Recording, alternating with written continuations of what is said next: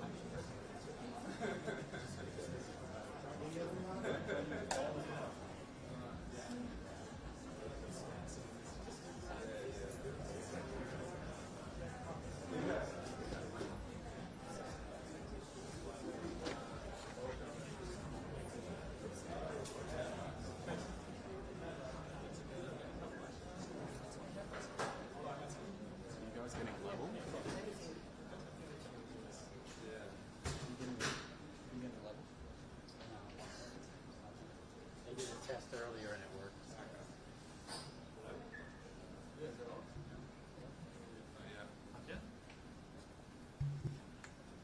Right. Good. Hello? Okay, great. Hi, I'm Aron D'Souza, president of the Enhanced Games, and I might call on Mike Oates, our director of communication, who might introduce. Hi everyone, welcome to the press conference. Hopefully given you a lot already, but today's the opportunity. This isn't being live streamed out of this room. I just wanted to give you the chance to question, probe some of the key characters today. I think they should all be self-explanatory, but we've got three athletes here. We've got Brett, coach. We've got a couple of world records on stage. We've got Professor Guido Perez, who is the chair of our independent medical and scientific commission. So we should have everything covered on stage. We've only got, sorry, hi, is this thing on?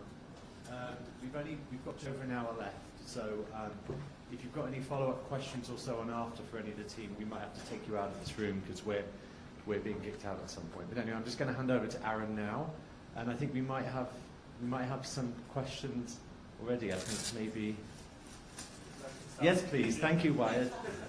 Thank you, Wired Magazine. Hey everyone, I'm from White Magazine. Obviously the news has been out for so the news about the record has been out for about an hour and 20 minutes. I'm just interested in like the responses that you guys have had from fans or from friends and family to the news about the record, particularly for you, Kristian, and you, Andrii, obviously having like come out as an enhanced athlete. Kristian, yeah, maybe. Yeah, honestly, I did not check my phone yet, but I'll check soon. Yeah. Oh, we did it together with you, so of course some supporters are excited to see the human potential, but we also have people who think stereotypically and already criticizing, why do you give up your legacy? I don't give up anything because I prove everything already to all the world. Now I just want to expand the potential of the superhumanity.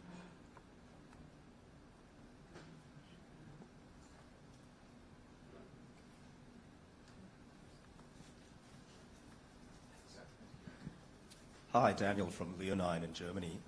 This is a question for Brett Hawk. Ciello's record had stood for 15 years. Do you believe that without enhancements, that record would have stayed possibly forever? Certainly not forever. I've tried to break it a few times with other athletes. But no, I think the circumstances were just right. And Aron and everyone at Enhanced gave us an opportunity, and we took it. And we just had the best athletes with the right circumstances and the right protocols, and we finally got it. But it's look, to Ciello's credit, it's a fantastic record. It has stood the test of time. So it was, as you've seen in the documentary, very, very difficult to get in the process. So extremely proud of Kristian for ultimately taking it down.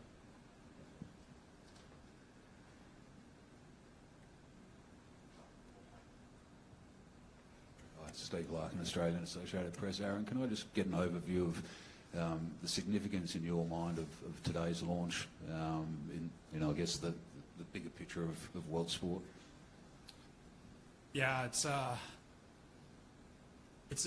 extraordinary moment personally, because less than 2 years ago I drew this logo on a cocktail napkin in a bar in Miami, and now we're here today sitting on stage with multiple world record holders, ushering in the start of what I believe will be viewed as the next age of mankind, an age of superhumanity, an age of enhancement, where three of humanity's most important endeavors, science, medicine, and sport, have now merged together. And this is going to be a very important juncture in human history, the history of sport and the history of science. And I think it's actually very hard for us to anticipate what the impact of this will be, because so many technological and scientific advancements have been held back by an old rule set, and now they are unleashed and opened up. And I think we'll be here in 50 years' time looking back and saying, wow, it was at this day where we unlocked superhumanity. New research was unveiled. I was just talking with the president of one of the local universities here about the potential of scientific research, and we're going to cure amazing diseases, we're going to find amazing treatments, we're going to extend human performance and human life because of the work done by the people on this stage and this wider community.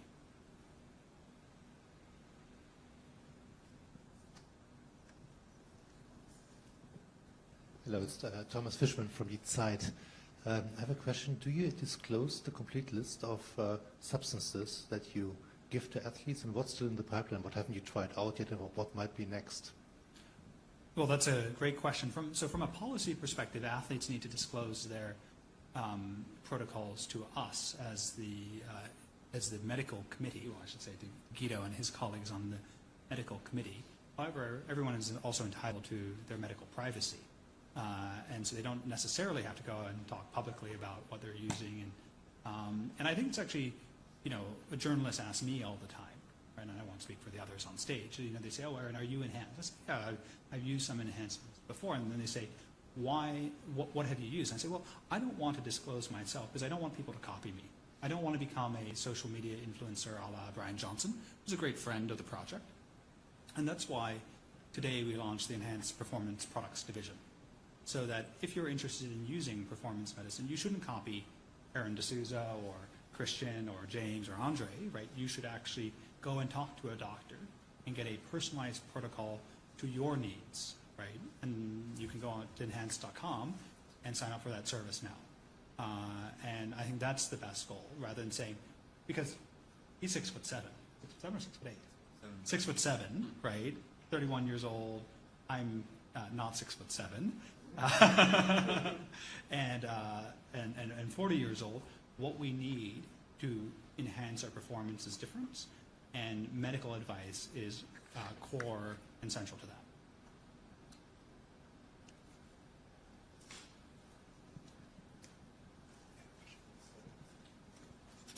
For Aron or Vito, can you guys provide any update on the clinical trial and where that stands in getting approval and how that process works? Hey, Guido, do you want to talk to that? Yes, of course, because that's very important, which I think as the chair of the Medical Commission, really, as you will have seen, this hinges really on the science behind it, and I'm grateful and glad that Enhanced really has committed to this, because make no mistake, this is a very difficult study. I've run many studies, many trials. You normally test one drug, you have one outcome parameter, be it heart failure. Here, we're really testing the safety of various compounds, of various combination of compounds to optimize performance and test for safety of your heart, of your brain, of your intestinal system, of your hormonal system. So it's also a study that costs a lot of money. And I would emphasize it does cost a lot of money, and it's something that we are very proud to invest in to ensure that we have the highest quality peer-reviewed science backing us up. Exactly. So how are we going to go about it? Yes, we will have a study that is IRB approved, institutional review board, so ethically approved, highest level for national and international studies. Yeah? So we are, for the next couple of weeks, maybe a bit more, we will hopefully have this approval in our hands, which means this study will adhere to the strictest national and international criteria how you conduct research study. And beyond this, we have even put in more safety stops, not because we, and I think this is extremely dangerous and difficult, but as you will clearly know, there's a need for safety measures and for results to finally answer this question, which is discussed a lot really in an emotional way. You know, is a danger to heart health, to brain health. So we will address this. So in 6 weeks' time, hopefully, I'm looking to Dan, he's the chief of the science. So we will have this. And this will allow us really to study these components within the framework of a research study. And I would actually add to that on the scientific basis that a lot of people don't know this fact, but the 1939 Nobel Prize was actually awarded for the synthesis of testosterone. And so the science that we are talking about in terms of human performance, whether it be synthetic growth hormones like testosterone, EPO, or anabolic steroids, are very tried and tested compounds. Testosterone is used by 2.5% of American men. Anabolic steroids has been used at some point or another by 6% of American men. And so the drug-on-drug interactions, the toxicologies are all very well known. It's documented in the peer-reviewed literature. So it may sound very scientifically innovative what we were doing, but I actually don't think it is. That these compounds have been used by individuals and by athletes for a very long period of time, and now we have the opportunity to study them in a robust manner. Thanks. Question for James too, while I get the mic here. You looked massive in the documentary. Thank you. Not trying to hit on you, but what was your experience like, and how much of this is trial and error and figuring out what is right, especially for specific sport, to dial things in? Yeah, I mean, I think the thing that you would have noticed, I didn't get a chance to watch the documentary, unfortunately. I was up here doing some interviews, but you've got two very different products between myself and Kristian.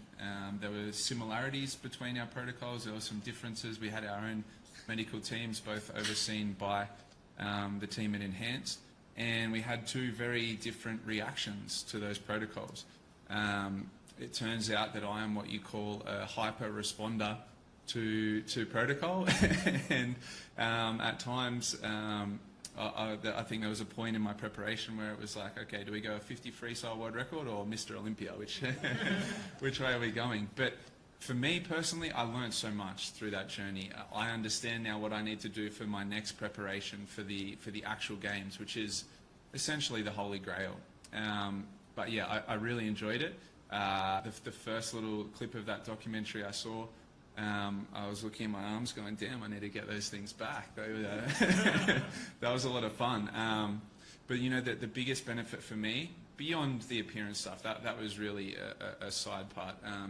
I was waking up each day with an enthusiasm to train, to compete. I felt so healthy, so motivated, and honestly, I think I said it in the doco, but like I said, I haven't seen it.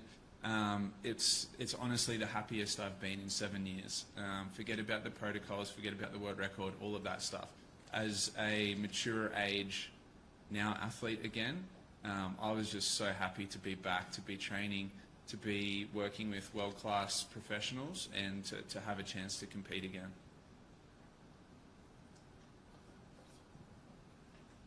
Hi, Sam Egan, question for Aron. You said that this was going to hopefully usher in like an era of superhumanity. I think that was the words that you used. Does that mean that this is something that you imagine spreading into like the rest of the sports world in the future? Yeah, so the psychology of elite sport is really interesting from a viewer perspective. So effectively no one watches minor league ball, and everyone wants to watch Major League Baseball. The viewership numbers of the XFL will never reach that of the NFL. Effectively, no one watches Formula 2, but everyone watches Formula 1. Why? Because I think there's something very deeply hardwired in our brains on a biological level to want to see the very best of human performance. Like, we know that Mount Everest is the tallest mountain. We know that Edmund Hillary was the first to climb it. But like, what's the second tallest mountain in the world? Who was the second person to climb Everest, right? These are facts that don't even register in our mind as even being important. And so the fact that Kristian set the most important world record in swimming, the unequivocal world record, because it's sort of like what children want to do in a pool. You jump in and you say, how fast can you swim to the other side? 1 lap matters, right? And that, I believe, will go down in history as the moment where the Enhanced Games has now become the preeminent human competition. And there's only a few more records that actually enter the cultural zeitgeist, the 100-meter, the mile, the marathon, and as a consequence, I believe we are now the preeminent sporting competition. And from 1896 until 1992, amateurism was the moral touchstone of Olympic sport. If you were a professional, you were somehow cheating, you were undermining the spirit of sport, and you were banned. And that's what they did for nearly 100 years. But then they realized by the 90s that actually professionals are a lot more interesting and faster and better than amateurs. And amateur sport effectively doesn't exist anymore. And I think the same is going to happen. All sport will be eventually enhanced.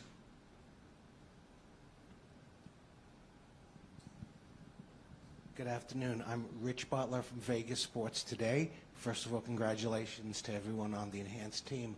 I'm curious to know what traditional athletes, both past and present, what are their feelings? Has there been any feedback from the, traditional community? Are they supportive of enhanced, or is there negativity? I'm curious to know, what the feelings are from, again, past and present athletes. Yeah, I think I'll jump in. As the first athlete back in February last year, I've had many, many conversations with past and present athletes. The two most common answers I get from past athletes, I wish I'd stayed in shape so I could embark on something like this myself. I think it's an amazing opportunity. The response I get from current athletes, I'm going to sit back and watch this first games with interest because I think this could be a really feasible option for me in the future. I think as athletes, we have a greater risk appetite than the general population, and we see an event like the Enhanced Games as an opportunity. There's less fear or trepidation from us as athletes. So that was the only real opinions that I was worried about when I signed on, were what will other athletes think, and it's been overwhelmingly positive. So is it a possibility that Michael Phelps and Mark Spitz may come out of retirement? And, Mark Spitz might be a bit long in the tooth. Michael Phelps, we're watching. Yeah. Well, I think, actually, I might turn this over to Andrii, because I think you've thought about this a lot, but, there's a reason there are 3 swimmers sitting on stage here. And, swimming I consider to be one of only two fundamental human sports, running and swimming. They're actually not even fundamental human sports. Like, they're fundamental, like, sports of all mammals, like dogs and horses race each other, right? And so why is it that swimmers are up here? And I think, you know, the economic dimension of what we're doing, you know, I'm so proud to have handed this guy $1 million check, right? You know, the economics of swimming aren't very good. And maybe you want to touch on that. Of course. So to represent myself, I'm Andrii Govorov, and I'm actually represent traditional sports here because I'm owning the world record on 50 butterfly right now, and nobody beat it. So just one matter of fact, the swimmers economically never get fully supported from any institutions. Usually what we do, we spend all life to sacrifice of many things, discipline, family time, health, for a chance. And most of the time, for most of the athletes, chance never comes. And then you end up with what? Just the experience of many countries, many people you've met, and good friendship. But then you need to live life, and you cannot use this experience in any other dimensions other than coaching. And different countries have different conditions. What I see now is potentially that we are from amateurs that's training more professionally than maybe any other sports could actually get well paid and well supported. This is one of the main reasons, and I have many, many behind, and it's like 30, 40 minutes talk. But this is the essentials, what's happening right now. Respect the athlete and what they do and what they sacrifice in life. Brett, can I just ask a quick question to you about the reaction to the announcement that you've become Enhanced Games head coach back home in Australia? How's it been? A bit of a whirlwind. And also, secondly, where is the ceiling? What sort of time do you think will be possible in a year for, you know, either Kristian or James or? Well, let me answer the second question first, because I'm now surrounded by people who think beyond what most people think. You know, Aron D'Souza is somebody that's a visionary in my world, because he is putting us in a position where we can look beyond the norms. You know, as an athlete, you're stuck in kind of, here's where you can max out. I don't know what the max is now. You know, we don't know where it is. It's such an exciting time for us. So in terms of the response back home, I haven't told anybody. I've been sitting on this since February. I haven't slept in 5 days either, so I am on edge. But in the sense that I'm just so glad the world can see the work that these guys have been doing, and the Enhanced team. I mean, there's a whole team of people behind us that have put us in a position to be able to do this, and I'm so thankful for them. Like Mike over there is just a world-class leader in what he's done and doing, and just so thankful for people like that who are kind of unsung in this. You know, Kristian and James might take all the glory here, but a lot of good people behind the scenes, and it's just so invigorating to be with a team of people that have that type of belief. They see the future, and it's 10 years ahead of everybody else. So look, we don't pay attention. We've never really paid attention to detractors, people that want to take away from us.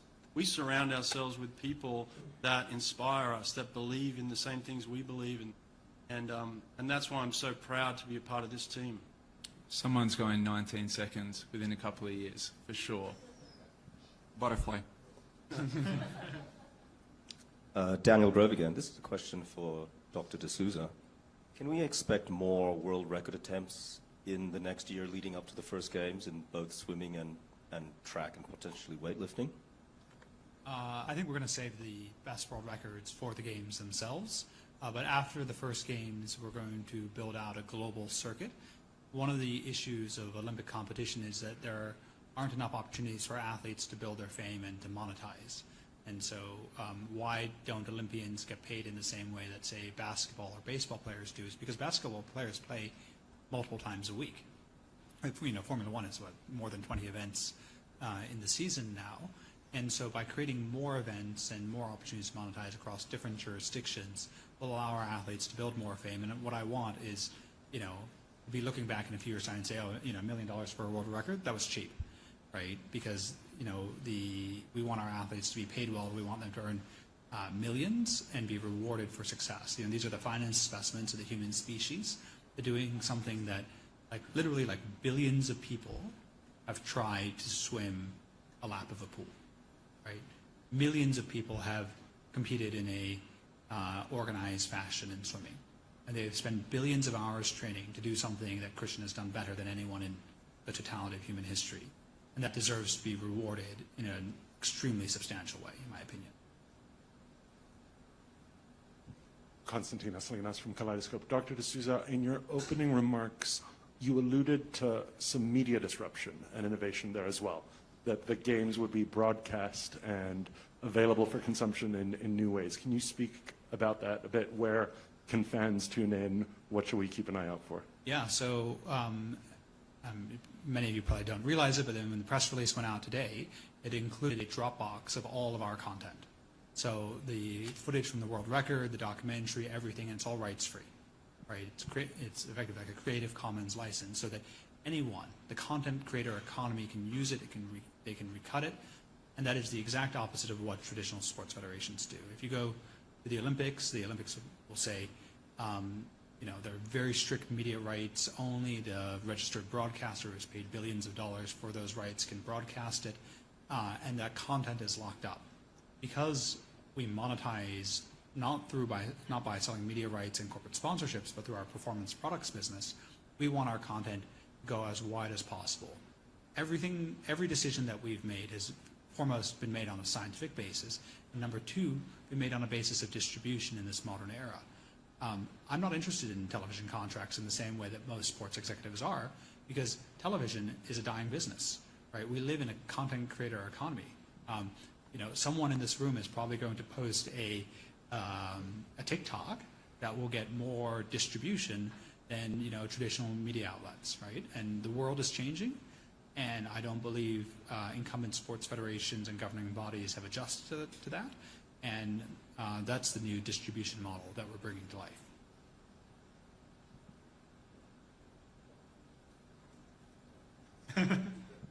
Sorry, Aaron. Just logistically, I mean, building a pool and a track here. How does that plan? How did that plan come about to do it? The reduced size, the lanes, and whatever. And can it be done in such a short period of time to actually construct the facilities? Oh yes. The one thing about Las Vegas, we haven't spoken to the details of like the host city, right? Vegas is a place where you can build. Right? And there is a culture of building here that you do not see in most major cities. I couldn't imagine trying to build a pool or a track in New York or Melbourne within a year. But the beauty, and we didn't touch on this during the main event, it's the beauty of this venue is that there are 3,500 hotel rooms. There's 250,000 square feet of conferencing space. There is 86 acres of land, and you never need to get into a car or a bus. You can literally walk in air-conditioned comfort to everything. And that's what, from a logistical perspective, will make this completely different from other major events, right?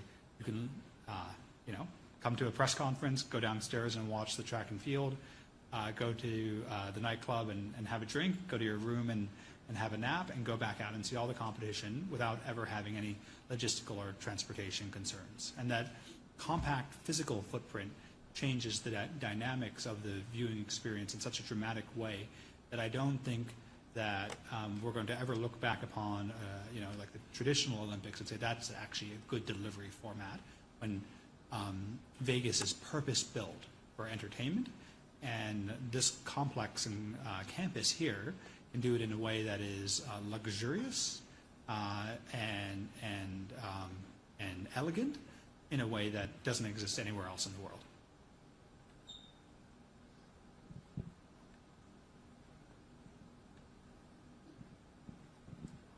Biohacking tends to be very male-dominated interest. I was wondering what was the appetite of female athletes to sign up to the Enhanced Games, and can we expect female athletes? Yeah, so it's interesting.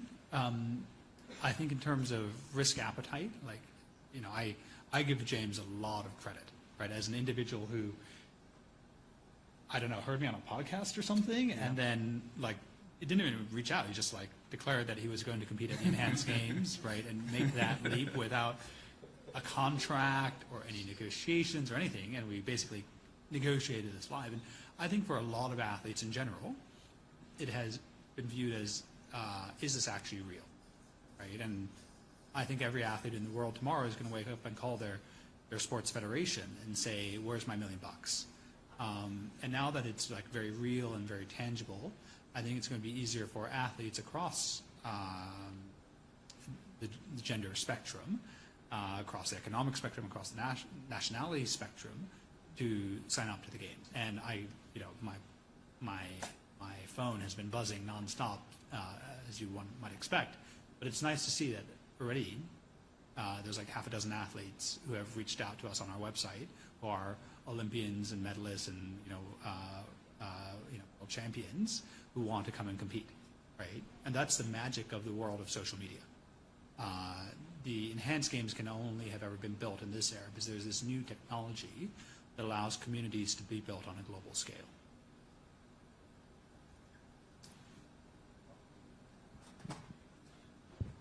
Brett, I was wondering if you could speak to what it's like to coach enhanced athletes and if that warrants a different approach than coaching a traditional athlete, and if so, in what way?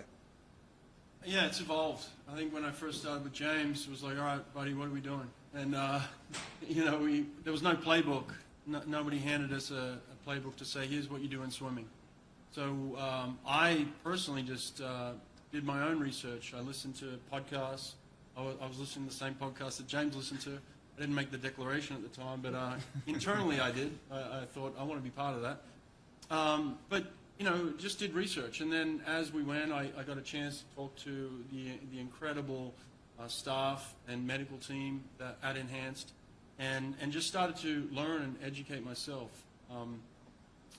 Look, it was a learning experience for me especially. I'd never really looked into this before. I'd never paid attention to it, but it really sparked my interest. And so the deeper I got into it, the more I realized this is incredible, fascinating. And so initially I thought, wow, we can take a full second off. I just thought, we're gonna take these enhancements, we're gonna take a full second off, and quite quickly I realized that it's not that simple either. But I think in learning the way James reacted, it certainly helped me work with Kristian a little bit. So I learned there and made some adjustments there. But we certainly were making adjustments as we went along, and I feel better for the experience. I know for a fact James would swim much faster the second time around, and I'm sure Kristian would say the same. I think ultimately we're all going to be better for just jumping in and doing this and learning. And I'm excited to kind of go through the protocol again.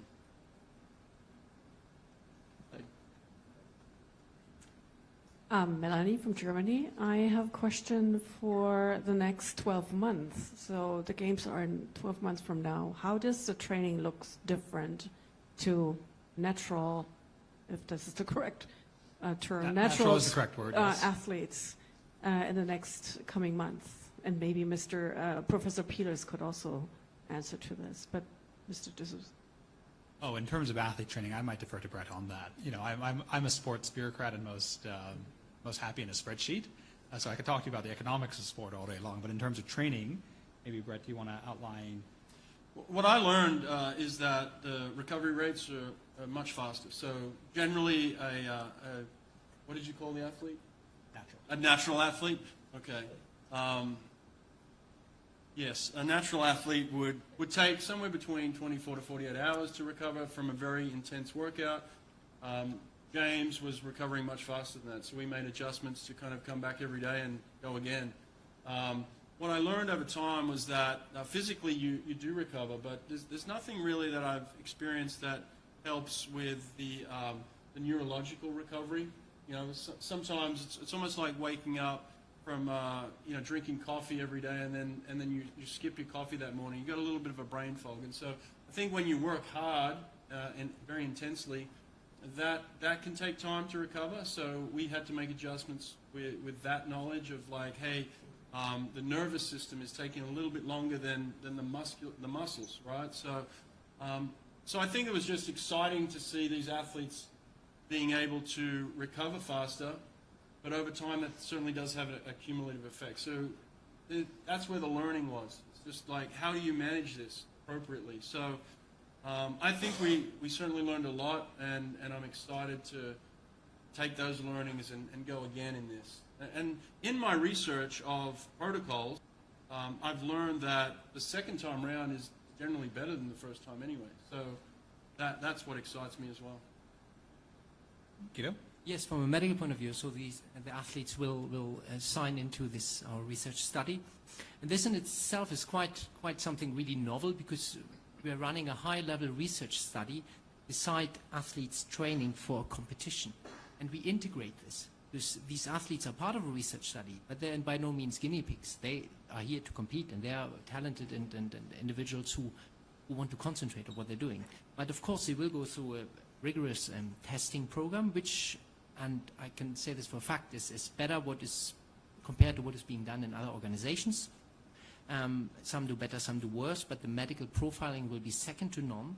So they will have monthly blood tests, and here we're in a better position than Brad. We do know what we need to look for.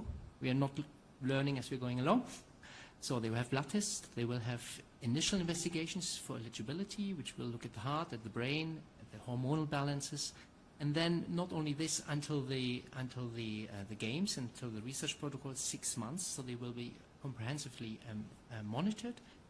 A big question is, what do these enhancements do to our long-term health? And again, this study, and this is really the first one that does it properly, prospectively, we will follow up these athletes 5 years with annual scans, blood tests, also psychological performance questionnaires. So it's a really comprehensive study after many studies, and athletes worked with international organizations, but the depths of phenotyping, as we would call it, is really, really something I'm looking forward to, which will give us a lot of novel knowledge. And then, if I can say, this is why we touched it, what is next? Well, next is maybe as 19-second athletes, but for me as a doctor, next is really how can we translate this knowledge we have from these incredibly talented and genetically very gifted individuals to you and me, our society. So we used to talk about lifespan and health span. I think this program is really about activity span, because we will get a lot of novel knowledge how we can stay active longer in life. But this is maybe a bit blue sky thinking, but I hope we can achieve this over the next 5-10 years. Oh, absolutely. I think that we are on the cusp of a multi-trillion-dollar new industry, because right now we view medicine as something which sick people use to hopefully get better, not something that is about ordinary people becoming extraordinary or the best version of themselves that they can be. And effectively, and there's good sort of economic game theory analysis of this, is that all of the excess profits of capitalism or of a nation will go to healthcare. Because, well, at the end of the day, you can't take your money with you, right? And so individuals are highly incented to spend to improve their healthcare over the course of their life, particularly towards the end of their life. And as a consequence of that, I believe that the market for performance medicine products is gigantic, and as proven by things like Ozempic and the GLP-1 drugs, which have added $1 trillion to the market capitalization of Novo Nordisk and Eli Lilly. And so ultimately, that's one enhancement product. Right? We're talking about a whole suite, a whole industry of enhancement products that have now been brought to life and that can be proven not in 100 years, but in 20 seconds. Supervised, absolutely. I think clinical supervision is absolutely central to this. Like, there have been untested sports federations before in bodybuilding, powerlifting, and jiu-jitsu, but ultimately they have never brought the rigorous scientific analysis to bear, right? You know, there are 4 doctorates on this table between 2 of us. He's got 3 of them. And this has been absolutely core to what we've done from the very outset, because what we are here to do is not to create an entertainment product.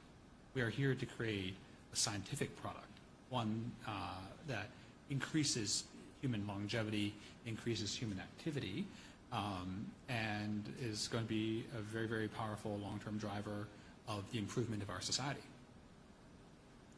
George with Reuters. This question is for Aron. First of all, congratulations to everybody on stage, and especially the competitor, the new signed to have athletes. My question is, Aron, we spoke yesterday. I just wanted to ask about, we have these accomplished athletes on stage. Can you give us a hint of what other additions to the team that we can expect in the future? Oh, well, obviously the three core sports of the Enhanced Games are track, swimming, and strength.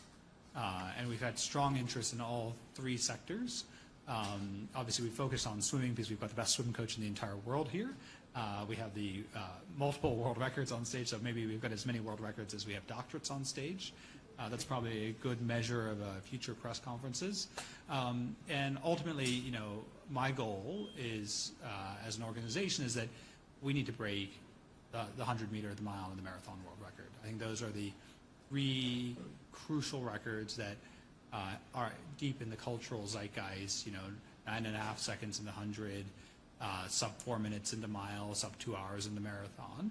And this is something that has had huge participation. But again, the economics of track and field are pathetic compared to most sports. And I think we have the ability to fix that here at the Enhanced Games.